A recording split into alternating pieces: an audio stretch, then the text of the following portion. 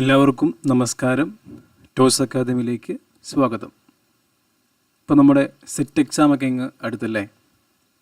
അപ്പം ഈ സെറ്റ് എക്സാമിന് മുന്നോടിയായിട്ട് സെറ്റ് ഫിസിക്സിലെ ചില ക്വസ്റ്റ്യൻസും ആ ക്വസ്റ്റ്യൻസിന് എങ്ങനെ ഒരു ഈസിയസ്റ്റ് വേയിൽ അല്ലെങ്കിൽ ഒരു ട്രിക്കി മെത്തേഡ് നമുക്ക് എങ്ങനെ അത് ടൈം ഒരുപാട് കൺസ്യൂം ചെയ്യാതെ നമുക്ക് എങ്ങനെ സോൾവ് ചെയ്യാം എന്നുള്ളതാണ് നമ്മളിവിടെ നോക്കാൻ വേണ്ടി പോകുന്നത്.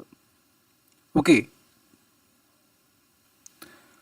അപ്പോൾ നിങ്ങൾ ഈ ക്വസ്റ്റ്യൻസ് നിങ്ങൾ നോക്കുക.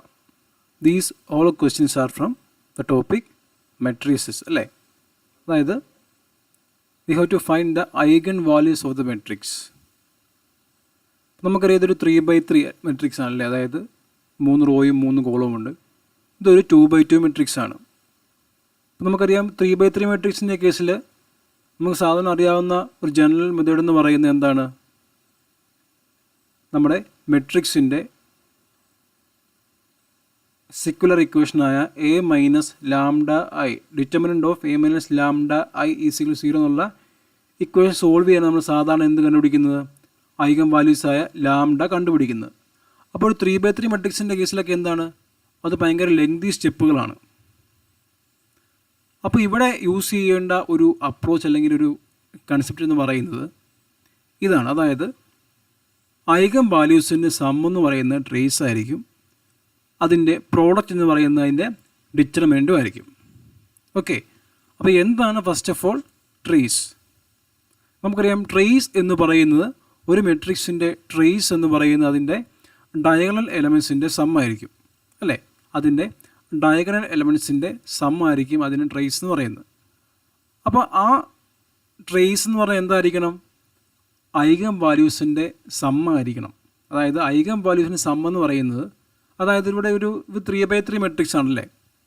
അപ്പോൾ ഇവിടെ എന്തായാലും ഇവിടെ 3 ഐഗൻ വാല്യൂസ് കാണും. ഇതൊരു 2x2 മെട്രിക്സ് ആകുമ്പോൾ ഇവിടെ 2 ഐഗൻ വാല്യൂസ് കാണും. അപ്പോൾ എന്താണ് എൻ്റെ അർത്ഥം എന്ന് പറയുന്നത്? ഇപ്പോൾ ഇവിടെ lambda 1 plus first eigen value, lambda 2 plus lambda 3 എത്രയായിരിക്കണം ഇവിടെ? ട്രേസ് എത്രയാണ് ഇവിടെ? ട്രേസ് 1 + 1 + 1 അല്ലേ. ഇതിൽ trace 1 + 1 + 1. Sum of diagonal elements എത്രയാണ്? 3 അല്ലേ. അപ്പോൾ സം ഓഫ് ഐഗൻ വാല്യൂസ് എത്ര ആയിരിക്കണം? മസ്റ്റായിട്ടും 3 ആയിരിക്കണം. അപ്പോൾ അങ്ങനെ ഒരു ഓപ്ഷൻ നോക്കിയാൽ മതി. ഈ ഓപ്ഷൻ നോക്കിയേ, 2 + 2 + 4 എത്രയാണ്? 0. എത്രയാണ്? 4. ഇവിടെ 2 + 2 + 1 എത്രയാണ്? 5. ഇവിടെ 0 + 1 + 2 ഇവിടെ 3 വരുന്നുണ്ട്. ഇവിടെ 1 + 1 + 2 എത്രയാണ്? 4. ഓക്കെ, അപ്പോൾ നോക്കുക, നമുക്ക് സം ഓഫ് ഐഗൻ വാല്യൂസ് എത്ര ആയിരിക്കണം? ട്രേസ് ആയി 3 വരണം. അങ്ങനെ വരുന്ന ഒറ്റ ഓപ്ഷനല്ലേ ഉള്ളൂ. എത്രയാണ്? 3. അപ്പോൾ ഓപ്ഷൻ സി ആയിരിക്കും ആൻസർ. ഇതൊന്നും സോൾവ് ചെയ്യേണ്ട ആവശ്യം വരുന്നില്ല. ഓക്കെ, അതേപോലെ ഇവിടെ നോക്കിയേ, the eigen values of the matrix, ഇത് 2x2 മെട്രിക്സ് ആണല്ലേ. What is the trace here? Here trace is 5 + 2 7. അപ്പോൾ ഐഗൻ വാല്യൂ സം എത്ര ആയിരിക്കണം? 7 ആകണം. അപ്പോൾ ഈ തന്നിരിക്കുന്ന ഓപ്ഷനിൽ 2 ഐഗൻ വാല്യൂ ഉണ്ട്. അപ്പോൾ ഏതൊക്കെ ഐഗൻ വാല്യൂസിന് സെറ്റ് കൂട്ടുമ്പോഴാണ് 7 കിട്ടും നോക്കിയാൽ മതി. നോക്കുക, 1 + 6 7. ഇത് ഓക്കെയാണ്. ഇത് 7 അല്ല, ഇതും 7 അല്ല, ഇതും 7 അല്ല. നോക്കി, അങ്ങനെ ഇവിടെ അങ്ങനത്തെ ഒറ്റ ഓപ്ഷനേ ഉള്ളൂ. അപ്പോൾ ഈസി ആയിട്ട് നമുക്ക് ഓപ്ഷൻ എ മാർക്ക് ചെയ്യാമായിരുന്നു. ഓക്കെ, അടുത്തായിട്ട് നോക്കിയേ, the diagonal elements of a diagonal matrix are 5 1 3. Then the eigen values of the matrix. തന്നിരിക്കുന്ന മെട്രിക്സ് എന്ത് മെട്രിക്സ് ആണ്? ഡയഗണൽ മെട്രിക്സ് ആണ് അല്ലേ. ഡയഗണൽ മെട്രിക്സ് എന്ന് പറഞ്ഞ അർത്ഥം എന്താണ്? അതിൻ്റെ ഡയഗണലിൽ മാത്രമേ എലമെൻറ്റ്സ് ഉള്ളൂ, ബാക്കി എല്ലാ എലമെൻറ്റ്സും 0 ആയിരിക്കും. ഓക്കെ, അതായത് എന്താണ്? പിങ്ങിൻ്റെ കേസാകുമ്പോൾ എങ്ങനെ വരും? 5 0 0 0 1 0 0 0 3 ആയിരിക്കും ഈ മെട്രിക്സ്. ഇതാണ് ഡയഗണൽ എലമെൻറ്റ്സ് 5 1 3. അപ്പം നമുക്കറിയാം സം ഓഫ് ഐഗൻ വാല്യൂസ് എത്ര കിട്ടണം? ട്രേസ് ആയിരിക്കണം. അപ്പോൾ അങ്ങനെ ഡയഗണൽ മെട്രിക്സിൻ്റെ upper triangular matrix, lower triangular മെട്രിക്സിൻ്റെ കേസിൽ അവയുടെ ഐഗൻ വാല്യൂസ് എന്ന് പറയുന്നത് എന്ത് തന്നെ ആയാൽ പാടുള്ളൂ? ഡയഗണൽ എലമെൻറ്റ്സ് തന്നെയായിരിക്കും അവയുടെ ഐഗൻ വാല്യൂസ് എന്ന് പറയുന്നത്. So here the eigen values are also the diagonal elements, that is 5 1 3 itself. Option C is the answer. Option C is the answer. Okay, here A. അപ്പം ഈ ഒരു പോയിൻറ്റ്സ് നിങ്ങൾക്ക് അറിയാമെങ്കിൽ നിങ്ങൾക്ക് ടൈം ഒരുപാട് നിങ്ങൾക്ക് സേവ് ചെയ്യാൻ പറ്റും അല്ലേ. ഈ ഒരു അപ്രോച്ച് നിങ്ങൾ ഫോളോ ചെയ്താൽ ഈ ടൈപ്പ് ഓഫ് പ്രോബ്ലംസ് ഈസി ആയിട്ട് നിങ്ങൾക്ക് സോൾവ് ചെയ്യാൻ വേണ്ടി പറ്റുന്നതായിരിക്കും. Okay, next from quantum mechanics, that is the lowest energy possible for a particle in potential box is 3 electron volt. അതിനർത്ഥം എന്താണ്? The lowest energy possible means എന്താണ്? അതിൻ്റെ ഗ്രൗണ്ട് സ്റ്റേറ്റ് എനർജിയാണ്. That is the ground state energy. That is the lowest energy possible for a particle in potential box is 3 electron volt. That is the ground state energy is given as 3 electron volt. Then the next higher energy the particle can have is, അതായത് ground state കഴിഞ്ഞ് അടുത്ത higher energy state ഏതായിരിക്കും? അത് തീർച്ചയായിട്ടും first excited state ആയിരിക്കും അല്ലേ. അപ്പോൾ നമുക്കറിയാം ഒരു പാർട്ടിക്കിൾ ഇൻ എ ബോക്സിൻ്റെ കേസിൽ ഇതാണ് അതിൻ്റെ എനർജി ഐഗൻ വാല്യൂസിൻ്റെ ജനറൽ എക്സ്പ്രഷൻ. അതായത് n² π² h² divided by 2ml². എന്ന് പറഞ്ഞുകൊണ്ട് വിഡ്ത്താണ്. ആ പൊട്ടൻഷ്യൽ ബോക്സിൻ്റെ അല്ലെങ്കിൽ പാർട്ടിക്കിളിൻ്റെ ബോക്സിൻ്റെ വിഡ്ത്താണ് L. ഓക്കെ, അപ്പോൾ ഗ്രൗണ്ട് സ്റ്റേറ്റ് മീൻസ് n1 ആണ്. ഗ്രൗണ്ട് സ്റ്റേറ്റ് എന്ന് പറയുമ്പം n1. അപ്പോൾ എത്രയാണ്? അതെത്രയാണ്? n² 1 ആകുമ്പോൾ എത്രയാണ്? അത് സിംപ്ലി E1. ഗ്രൗണ്ട് സ്റ്റേറ്റ് എന്ന് പറയുന്നത് എത്രയാണ്? Simply π² h² divided by 2ml². That is given as 3 electron volt. And next higher energy state means n എത്രയായിരിക്കണം? n2 ആയിരിക്കണം അല്ലേ. അപ്പോൾ എത്രയാണ്? n² എന്ന് പറഞ്ഞാൽ 2², അത് 4 അല്ലേ. 2² 4 π² h² ഡിവൈഡഡ് ബൈ 2ml² അല്ലേ. അപ്പോൾ നമുക്കറിയാം π² h² ഡിവൈഡഡ് ബൈ 2ml² എത്രയാണ്? ഈസ് ഈക്വൽ ടു എത്രയാണ്? ഇത് 3 ഇലക്ട്രോൺ വോൾട്ട് അല്ലേ. So it is simply 4 × 3, that is 12 electron volt. Okay, അപ്പോൾ ഇതാണ് E2 എന്ന് പറയുന്നത്. അപ്പോൾ അടുത്ത് E3 എത്രയായിരിക്കും? E3 ഈസ് സിംപ്ലി 3² അല്ലേ. 3² എന്ന് പറയുമ്പോൾ 9 × 3, ദാറ്റ് ഈസ് 27. അങ്ങനെയായിരിക്കും പോവുക.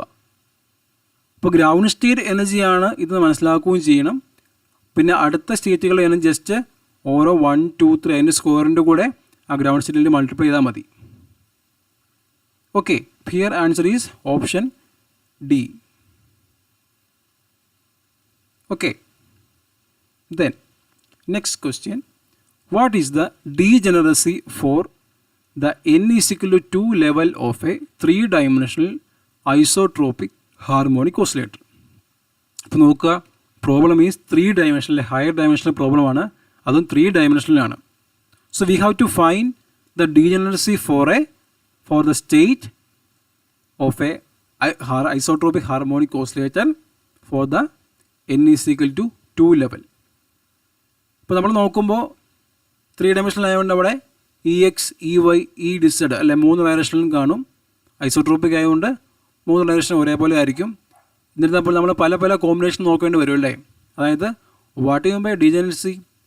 ഡീജനറസി പറഞ്ഞത് എന്താണ്? പല സ്റ്റേറ്റുകൾക്കെല്ലാം കൂടെ ഒരു എനർജി വരുവാണെങ്കിൽ, അതായത് ഒരേ എനർജിയുള്ള ഒരുപാട് സ്റ്റേറ്റുകളുണ്ടെങ്കിൽ അല്ലെങ്കിൽ ഒന്നിലധികം സ്റ്റേറ്റുകളുണ്ടെങ്കിൽ that state is degenerate. And for a 3-dimensional isotropic harmonic oscillator, we can use this formula, that is n+1 into n+2 divided by 2. ഇത് ചെയ്താൽ മതി. അല്ലാതെ ഓരോന്ന് കുത്തിയിരുന്ന് എഴുതി ഓരോ കോമ്പിനേഷൻ നോക്കി നിങ്ങൾ സമയം കളയണ്ട. നിങ്ങൾക്ക് ഡയറക്റ്റ് ഈ ഇക്വേഷൻ യൂസ് ചെയ്യാം. അതായത് where n is the level and for n is equal to എത്ര വരും? അപ്പം for n is equal to എത്ര വരും?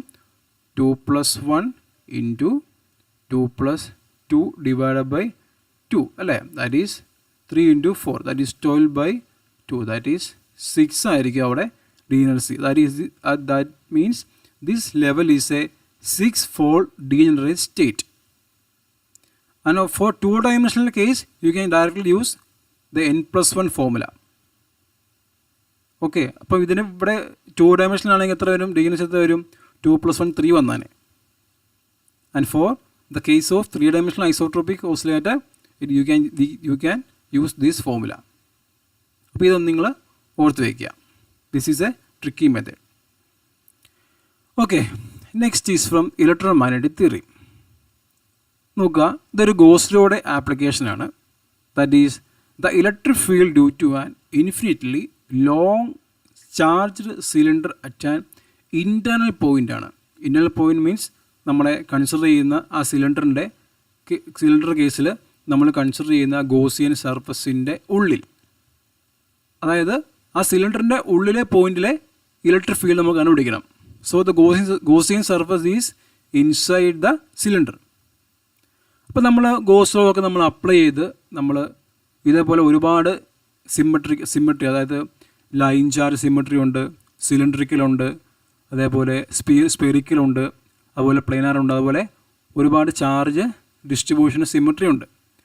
അപ്പോൾ നമ്മൾ ഓരോ കേസും നമ്മൾ എന്ത് ചെയ്യും, നമ്മൾ ഗോസിലേക്ക് അപ്ലൈ ചെയ്ത് അപ്പോൾ ഓരോന്നും ഗോസിലൂടെ ആപ്ലിക്കേഷൻസ് ആണ്. ഇപ്പോൾ നമ്മൾ ഗോസിൽ അപ്ലൈ ചെയ്ത് നമ്മൾ പല സിമ്മട്രി ഡിസ്ട്രിബ്യൂഷൻ്റെ നമ്മൾ ഇലക്ട്രിക് ഫീൽഡ് നമ്മൾ ഡിറൈവ് ചെയ്യാറുണ്ട്. അപ്പോൾ അങ്ങനെ ചെയ്യുമ്പോൾ ഒരു ഇൻട്രസ്റ്റിംഗ് ആയിട്ട് റിസൾട്ടാണ്. അതായത് ഈ സിലിണ്ടറിൻ്റെ കേസിലൊക്കെ, ഈ സോളിഡ് സിലിണ്ടറിൻ്റെ കേസിലൊക്കെ അതിൻ്റെ ഇൻസൈഡിൽ അത് ആർ ഡിപ്പെൻഡൻസ് മീൻസ് ഡിസ്റ്റൻസിന് ഡിപ്പെൻഡൻ്റ് എന്ന് പറയുന്നത് പ്രൊപ്പോർഷണൽ ടു ആർ. അതായത് ഇലക്ട്രിക് ഫീൽഡ് ഇൻസൈഡ് എന്ന് പറയുന്നത് പ്രൊപ്പോർഷണൽ ടു ആറും ഇലക്ട്രിക് ഫീൽഡ് ഔട്ട്സൈഡ് എന്ന് പറയുന്നത് നമ്മൾ ഡിറൈവ് എടുക്കുമ്പോൾ കിട്ടുന്നതാണ് പ്രൊപ്പോർഷൻ ടു 1/r ആയിരിക്കും. അപ്പോൾ ഈ ഒരു ഐഡിയ നിങ്ങൾക്കുണ്ടെങ്കിൽ, അതായത് ഇലക്ട്രിക് ഫീൽഡ് ഇൻസൈഡ് എന്ന് പറയുന്നത് പ്രൊപ്പോർഷൻ ടു ആറും ഔട്ട്സൈഡ് എന്ന് പറയുന്നത് 1/r എന്ന ഡിപ്പെൻഡൻസി നിങ്ങൾക്ക് അറിയാമായിരുന്നെങ്കിൽ നിങ്ങൾക്ക് ഈസി ആയിട്ട് ഈ പ്രോബ്ലം സോൾവ് ചെയ്യാൻ പറ്റും. അതായത് ഗോസ് ലോ ഒക്കെ അപ്ലൈ ചെയ്ത് ഇൻറ്റഗ്രേഷനൊക്കെ നടത്തി നിങ്ങൾ ചെയ്യേണ്ട ആവശ്യമില്ല, സമയം പോവും. അപ്പം അവിടെ ഇൻറ്റേർണൽ പോയിൻ്റ്, അതായത് ഇത് r മീൻസ് എന്താണ്, ഈ ക്യാപിറ്റൽ ആർ എന്ന് പറയുന്നത് സിലിണ്ടറിൻ്റെ റേഡിയസ് ആണ്. അപ്പോൾ r മീൻ എന്താണ്, സ്മോൾ ആർ എന്ന് പറയുന്ന ഡിസ്റ്റൻസ്, അതായത് റേഡിയസിനകത്തുള്ള പോയിൻ്റ്, അതായത് ഇൻസൈഡിലെ പോയിൻ്റ്. അപ്പോൾ ഇലക്ട്രിക് ഫീൽഡ് ഇൻസൈഡ് നമുക്ക് എങ്ങനെ വേരി ചെയ്യുന്നത്, പ്രൊപ്പോർഷണൽ ടു ആർ ആയിരിക്കും. അപ്പോൾ അങ്ങനെ പ്രൊപ്പോർഷണൽ ടു ആറുള്ള ഏതൊക്കെ ഓപ്ഷൻ എന്ന് നോക്കി, ഇവിടെ ആ ഡിപ്പെൻഡൻസി ഇല്ല, ഇവിടെ പ്രൊപ്പോർഷണൽ ടു ആറുണ്ട് നോക്കി. അപ്പോൾ ഈ ഓപ്ഷൻ ഡി ആയിരിക്കും ആൻസർ വരിക. നിങ്ങൾക്ക് ഈസി ആയിട്ട് നിങ്ങൾക്ക് അത് മാർക്ക് ചെയ്യായിരുന്നു. ഓപ്ഷൻ ഡി ആയിരിക്കും ആൻസർ വരിക. ഓക്കെ, ഡിപ്പെൻഡൻസി നോക്കി നമുക്ക് ചെയ്യാവുന്ന ഒരു പ്രോബ്ലമായിരുന്നു ഇത്. Okay, then one question from spectroscopy. നോക്കുക, the energies of regular triplets of an excited state measured from the ground state are, some values are respectively. Then find the spectral time of J, S, L of the triplets. നോക്കുക, നിങ്ങൾക്ക് ഈ വാല്യൂസൊക്കെ കണ്ടിട്ട് നിങ്ങൾ പേടിക്കുകയൊന്നും വേണ്ട. Okay, തന്നിരിക്കുന്ന 4 കോമ്പിനേഷനുകളിൽ ഏതൊക്കെ combination വരാൻ possibility ഉണ്ട് അത് ചെക്ക് ചെയ്താൽ മതി. അതായത് ഈ കോമ്പിനേഷൻ എവിടെയെങ്കിലും പോസിബിൾ ആണോ, ഈ കോമ്പിനേഷൻ പോസിബിൾ ആകുമോ, ഈ കോമ്പിനേഷൻ പോസിബിൾ ആകും നോക്കിയാൽ മതി. ഓക്കെ, നമുക്കറിയാം ഒരു സ്പെക്ട്രൽ ടൈമിൻ്റെ ജനറൽ എക്സ്പ്രഷൻ നമുക്കറിയാം 2s+1 L ആണല്ലേ. Where 2s+1 is the spin multiplicity, L is the orbital quantum number and J is the total angular momentum quantum number. അതായത് സ്പിന്നും ഓർബിറ്റലും കൂടെ കൂട്ടുന്ന, അതായത് L+S-ൻ്റെ ആ ഒരു രീതിയാണ് J എന്ന് പറയുന്നത്. അപ്പോൾ ഇതാണ് ജനറൽ ആയിട്ടുള്ള സ്പെക്ട്രൽ ടൈമിൻ്റെ എക്സ്പ്രഷൻ. ഓക്കെ, അപ്പോൾ നിങ്ങൾ ഈ ഓപ്ഷൻ എ നോക്കുക. ഇപ്പോൾ 3d2 അവിടെ എത്ര വരിക, that means 2s+1 is equal to എത്രയാണ്, 3. That means 2s is equal to option എയുടെ ആണ്, 2s is equal to 2 and s is equal to 1 അല്ലേ. അപ്പോൾ s 1 ആണ്. ആൻഡ് ഡി അല്ലേ, നമുക്കറിയാം ഡി എന്ന് പറയുന്നത്, ഇപ്പോൾ എൽ വാല്യൂ എന്ന് പറയുന്നത് എങ്ങനെയാണ് വേരി ചെയ്യുന്നത്, നമുക്കറിയാം എസ് പി ഡി എഫ് ഇങ്ങനെയാണ് പോകുന്നത് അല്ലേ. അപ്പോൾ എസ്സിന് എൽ വാല്യൂ 0, പിക്ക് 1, ഡിക്ക് 2, എഫിന് എത്രയാണ് 3, അങ്ങനെയാണ് പോകുന്നത് എൽ വാല്യൂസ് വേരി ചെയ്യുന്നത്. ഓക്കെ, അപ്പോൾ ഇവിടെ ഡി ആകുമ്പം എൽ വാല്യൂ എത്രയാണ്, L value 1, L value 2. So J can take values from, നമുക്കറിയാം L മൈനസ് എസ് മുതൽ modulus of L minus S മുതൽ modulus of L plus S വരെ എന്തിനെടുക്കാം, Jക്ക് വാല്യൂസ് എടുക്കാം. ഇപ്പോൾ ഇവിടെ എങ്ങനെ വരും, ഇവിടെ L 2 മൈനസ് 2 S1 2 മൈനസ് 1 മുതൽ 2 പ്ലസ് 1 വരെ അല്ലേ. അപ്പോൾ എത്രയാണ് 1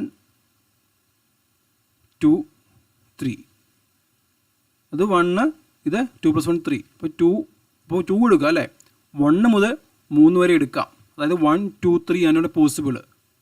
ഓക്കെ, അപ്പം പക്ഷേ എന്താണ് ഇവിടെ 0 ഉണ്ട്, അപ്പോൾ 0 പോസിബിൾ അല്ല ഈ കോമ്പിനേഷനിൽ.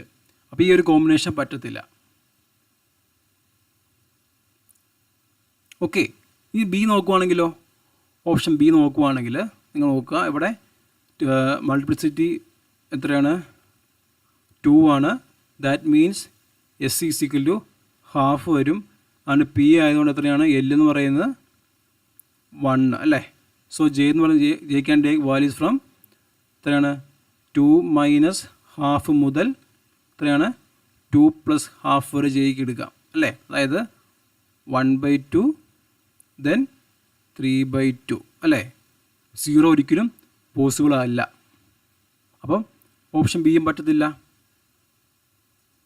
ഓക്കെ, ഈ രണ്ട് കോമ്പിനേഷൻ വെച്ച് ഈ രണ്ട് വാല്യൂസേ ജെയ്ക്ക് പറ്റത്തുള്ളൂ.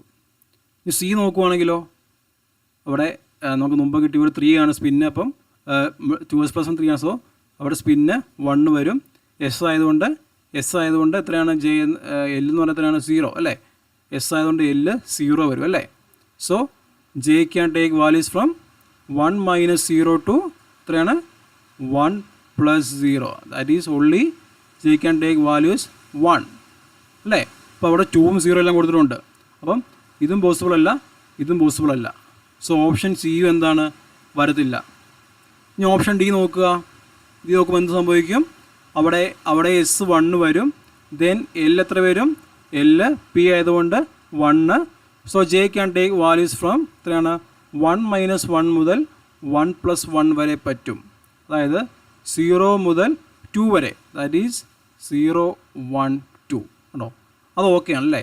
0 ഉണ്ട്, 1 ഉണ്ട്, 2 ഉണ്ട്. So this is a valid combination. അപ്പോൾ ഓപ്ഷൻ ഡി മാത്രമേ ഒരു വാലിഡ് കോമ്പിനേഷൻ ഉള്ളൂ. So you can pick option D as the right answer. മനസ്സിലായി. അപ്പോൾ നിങ്ങൾക്ക് ഇതൊക്കെ അറിയാമെങ്കിൽ നിങ്ങൾക്ക് ഇതുപോലെ സ്റ്റെപ്പൊന്നും ചെയ്യേണ്ട ആവശ്യമില്ല. അപ്പം 3 ആണെങ്കിൽ S 1 ആണെന്ന് നിങ്ങൾക്ക് അറിയാം, പെട്ടെന്ന് നിങ്ങൾക്ക് പറയാൻ പറ്റും. 2 ആണെങ്കിൽ S ½ ആയിരിക്കും. അങ്ങനെ നിങ്ങൾക്ക് പെട്ടെന്ന് നിങ്ങൾ ചെയ്യാൻ പറ്റും. ഞാൻ എഴുതിയ പോലെ ഒന്നും എഴുതി നോക്കേണ്ട ആവശ്യം നിങ്ങൾക്ക് വരുന്നില്ല. ഓക്കെ, ദെൻ ഈ ക്വസ്റ്റൻ നോക്കിയേ. The largest wave length present in the Balmer series of hydrogen corresponding to H-alpha line. നോക്കുക, നമുക്കറിയാം ബാമ സീരീസ് എവിടെ വരുന്നതാണ്, ബാമ സീരീസിൻ്റെ എമിഷൻ വരുന്നത് എവിടെയാണ്, വിസിബിൾ റീജിയനാണ് അല്ലേ. നമുക്ക് Lyman, Balmer, Paschen Brackett, Pfund ഇതൊക്കെ ഹൈഡ്രജൻ ലൈൻസ് ആണ് അല്ലേ. അപ്പം ബാമ സീരീസ് നമുക്കറിയാം അതിൻ്റെ വിസിബിൾ റീജിയന് വരുന്ന ഒരു ലൈൻസാണ് ബാമ ലൈൻസ് എല്ലാം വരുന്നത്. അപ്പോൾ തന്നിരിക്കുന്ന ഓപ്ഷനിൽ വിസിബിൾ റീജിയൻ വരുന്ന വേവ് ലെങ്ത് ഏതേ ഉള്ളൂ. നോക്കുക, ഇതെവിടെ വരുന്നതാണ്, ഇത് UV വരുന്നതാണ്. ഇതൊക്കെ UV റേഞ്ചിലാണ്. ഇതും ഓപ്ഷൻ സി ഡി ഒക്കെ എവിടെയാണ്, IR റേഞ്ച് വരുന്ന വേവ് ലെങ്താണ്. അപ്പം വിസിബിൾ വരുന്ന ഒറ്റ ഓപ്ഷനേ ഉള്ളൂ, ഓപ്ഷൻ ബി 650. നമുക്കറിയാം visible range is from about 400 to about 800 ഒക്കെയാണ് വിസിബിൾ റീജിയനും വരുന്നത്. അപ്പോൾ അവിടെ വരുന്ന ഒറ്റ വേവ് ലെങ്തേ ഉള്ളൂ, ഇതാണ് 656 nanometre. So you can easily pick option B. നോക്കുക, അപ്പം നിങ്ങൾക്ക് അറിയാമെങ്കിൽ, അതായത് ബാമ സീരീസ് എന്ന് പറയുന്നത് വിസിബിൾ റീജിയനിലാണെന്ന് നിങ്ങൾക്ക് അറിയാമായിരുന്നെങ്കിൽ നിങ്ങൾക്ക് ഈസി ആയിട്ട് ഓപ്ഷൻ ബി നിങ്ങൾക്ക് ചൂസ് ചെയ്യാമായിരുന്നു. ഓക്കെ, അങ്ങനെ നിങ്ങൾക്ക് ചെയ്യാം. അടുത്ത് നോക്കുക, the number of normal modes of vibration for HBr. നിങ്ങൾക്ക് ഇതിനു വേണ്ടി നിങ്ങൾക്ക് എന്ത് യൂസ് ചെയ്യാം, നിങ്ങൾക്ക് താഴെ പറഞ്ഞിരിക്കുന്ന ഈ ഫോർമുലാസ് നിങ്ങൾക്ക് യൂസ് ചെയ്യാം. അതായത് if the given molecule is a linear molecule U can use this 3n - 1 formula to find out the number of vibrational modes. And for a non-linear molecule, you can use 3n - 6. അവിടെ constraint ഒരെണ്ണം കൂടെ കൂടുതലായിരിക്കും. In the case of HBr നോക്കുക, HBr എന്ന് പറയുന്നത് എന്താണ്, it is a linear molecule അല്ലേ, linear ആയിട്ട് അറേഞ്ച് ചെയ്തിരിക്കുന്നത് HBr. So you can use 3n - 5 where n means number of atom. ഇവിടെ എത്ര ആറ്റം ഉണ്ട്, ഒരു ഹൈഡ്രജനും ഒരു ബ്രോമിനും, 2 എണ്ണമാണ് ഉള്ളത് അല്ലേ. സോ 3 × 2 - 5 ദാറ്റ് ഈസ് എത്രയാണ്, 6 - 5 ദാറ്റ് ഈസ് 1. അങ്ങനെ ഓപ്ഷൻ എത്രയാണ്, ഇല്ല. So none of the above ആണ് ഇവിടെ ആൻസർ വരിക. നൺ ഓഫ് ദീസ് ആണ് ആൻസർ വരിക. Only 1 number of normal modes of വൈബ്രേഷനാണ് HBRനുള്ളത്. Okay, you can use this formula for linear molecule and this for non linear molecule where n is the number of atoms. Okay, അപ്പോൾ ഇത്തരത്തിൽ നിങ്ങൾക്ക് എളുപ്പത്തിൽ ചെയ്യാൻ പറ്റുന്ന കുറച്ച് ട്രിക്കി സംഭവങ്ങൾ ഉണ്ട്. അതിൽ കുറച്ചെണ്ണമാണ് നമ്മളിന്ന് ഡിസ്കസ് ചെയ്തത്. നിങ്ങളതെല്ലാം ഒന്ന് കൃത്യമായിട്ട് ചെക്ക് ചെയ്ത് പോവുക. ഓക്കെ, അപ്പോൾ എല്ലാവർക്കും സെറ്റ് എക്സാമിന് all the very best from ടോസ് അക്കാദമി. Thank U.